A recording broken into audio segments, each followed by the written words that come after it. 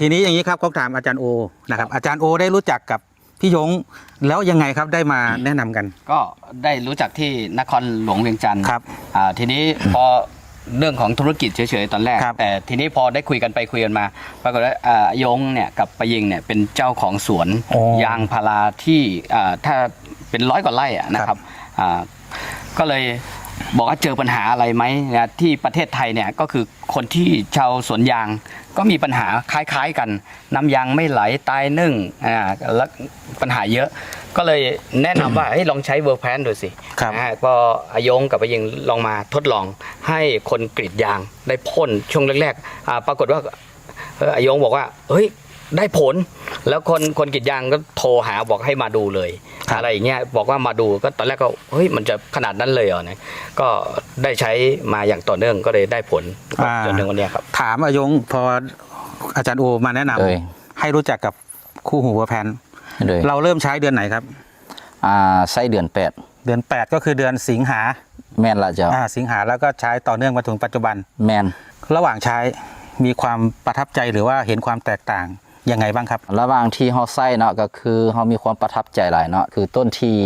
ต้นยางที่มันมีอาการที่ว่าตายมันก็บ่ถึงว่าขนาดว่าตายแต่ว่ามันแบบเปลือกมันนั่นหน้ามันตายแตกแล้วก็เฮ็ดให้แบบหน้ายางมันตายแล้วก็มันบ่มีบอลสีกรีดแล้วก็คนงานของเขาเนาะเขาเอามีดไปกรีดนะก็คือมันบ่มีน้ำยางเลยและตอนนี้ก็คือกลับมามีน้ำยางแล้วเขาก็ดีใจหลายเนาะอันนี้ก็คือความประทับใจแรกเขาก็เลยตัดสินใจว่าช่วงนึงว่าจะตัดทิ่มเพราะว่าส่วนตัวนั้นก็คือเขาเคยกรีดมาแล้วเขาก็บ่ฮู้ว่า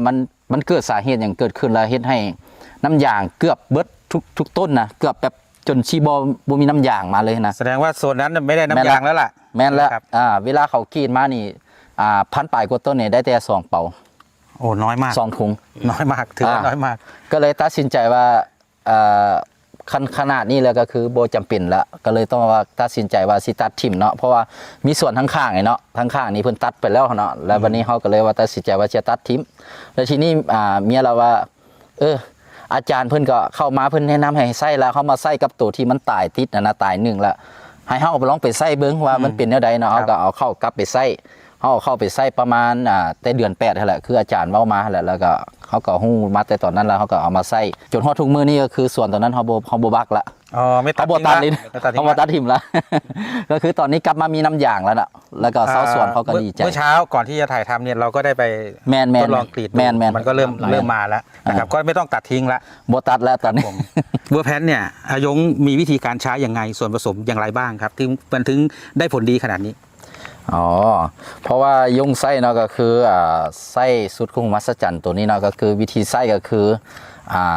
ตัวไคโตซานก่อนเนาะก็คือไส้ผสมกับน้ำทุกเป่าก่อนแล้วก็เอาไปผสมแล้วก็สั้นๆแล้วก็เอาไปทอกใส่กับถัง20 ลิตรเนาะแต่ว่าของเฮานี่เขาจะใส่อยู่4บวงน้อยเนาะนี่เนาะมันจะมีบวงน้อยอยู่นี่เขาจะใส่4บวงน้อยเนาะแล้วก็เราเอามาใส่สุดเวอร์แพนนี่นะตัวนี้นะแม่นเขาใส่2 บวงเนาะเพราะว่าต้นยางของเขานะมันมีอาการที่ว่าเขาเอื้นว่าซึมเสื้อหรือว่าเป็นโรคเนาะเป็นโรคไข้แห้งแล้วก็เป็นพวกสุดโทรมหลายแล้วเขาก็เลยใส่ตัวไดโดซานนี่หลายก่อนเนาะวิธีการก็ประมาณนี้แล้วคุณยงฉีดยังไงช่วงไหนเวลาไหนครับเวลาที่เขาฉีดก็คือเขาฉีดตอนเช้ากับฉีดตอนแรงครับโดยเขาจะฉีดโดยที่ว่า